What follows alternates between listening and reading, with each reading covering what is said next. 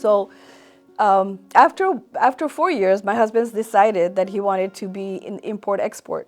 So of course, that's what brought us back to Laredo. Here in Laredo, I wanted to, in Laredo, right? And that's how we say it here in Laredo. I wanted to work in the school that was the furthest south in Laredo. And I don't know if you have visited Rio Bravo or Cenizo, but it's a school named Juarez Lincoln. That's the name of the elementary school.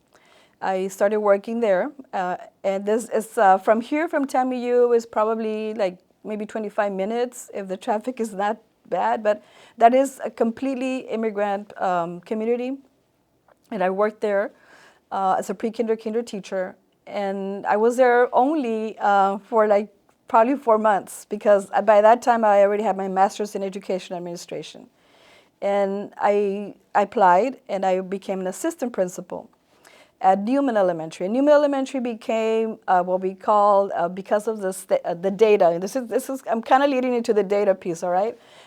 Because of data, because of the student success, and Texas is really big on accountability. And so it's a very regimented state in terms of performance, student performance, teacher performance, administrative performance, and everything goes back to those standardized tests. At Newman Elementary, we worked really hard. I had a wonderful, and this is kind of like what I kind of going back to the connections. My principal was Jose Benavides. Now, Jose Benavides was the person, what we call the site supervisor when I started my practicum here in Laredo and completed in Dallas, but he started me off. And so he remembered me from back, the years that we spent as colleagues, and he was mentoring me, came back, worked a couple of months at Juarez Lincoln, and when the opportunity came, I applied. He basically, he knew me, so he selected me as his assistant principal. At Newman Elementary, we had tremendous success with student.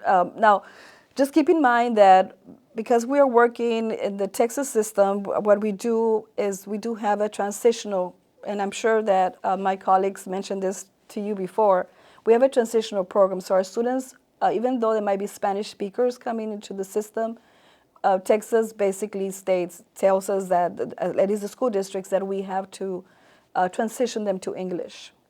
And so this school became what we call TEA recognized campus.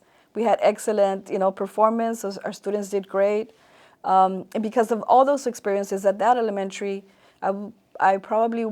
I think I was there for 5 years. Then it was time for me to apply for school principal. So I applied for school principal, and I was named school principal in 2003 in United ISD at Perez Elementary. Perez Elementary is also, it's not deep south, but it's the south, southern part of the city, low socioeconomic. I can say that, 95% of our students were on free or reduced lunch. And Texas calls those students that are English learners, we call them bilingual students. And so we had in that school, when I started, it was like 90% English learners. Now, the data, of course, if you just at face value, if your perception is that, these are students that are at-risk students, they probably, and I hate to say this, but they are identified or labeled as at risk based on their lack of not knowing English or being low socioeconomic. Maybe there's not enough of parental involvement, just the demographics of the community. So you have all those factors working against the students already. So what I started there in terms of data, and this is kind of like what we're also doing the transformation model here at TAMU, is working with teachers. In my case, as a school principal, we did a lot of book readings, chapters on how to work with students and not work from a deficit perspective. Celebrating the students' culture, working with the funds of knowledge that the students bring to the campus, working with the parents. So at that campus, I instituted, since the school district had uniforms, mandatory uniforms, what we did is we looked for grants. We look for donations for uniforms. Now, the thinking behind that is that a student needs to feel good, you know, see themselves, feeling really good about themselves, what they see in the mirror. Maybe a lot of things have happened at home. They don't have, I mean, it's really sad, but maybe they didn't have a clean uniform.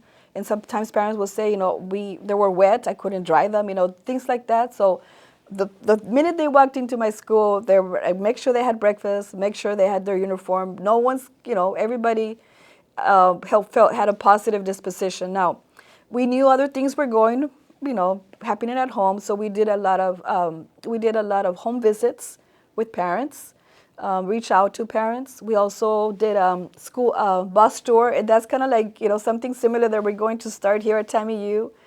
Taking the teachers on a bus tour of the community, because even though most of our teachers, I can say 99% of our teachers are Laredoans, there's still a disparity between, economics. We might be 99.9% Hispanic or Latino or Mexican Americans, but some teachers do not have any connection to the South, South Laredo, and really have lived or experienced the disparities that exist in terms of economic differences. So also, our school had the ranchito, which is basically those communities that don't have running water, they don't have electricity. So I had communities like that, students coming from those areas. So those are also the areas that I took the teachers. We said, okay, you're gonna see where the students are coming from, because they do come in. They don't have electricity, so they sometimes come in smelling like charcoal, because that's how they heat their homes, right? Or they don't have running water. So that's what we did. We basically did book studies about the culture. Like, I had them read Angela Valenzuela's book. We worked on just having a lot of discussion, to eliminate this deficit type of teaching. Because unfortunately, even though the teachers maybe came to school here at TAMIU, or like they already have their own perceptions about students, and how to, it's a normalized way of teaching that we needed to eradicate. So slowly but surely, that started to happen.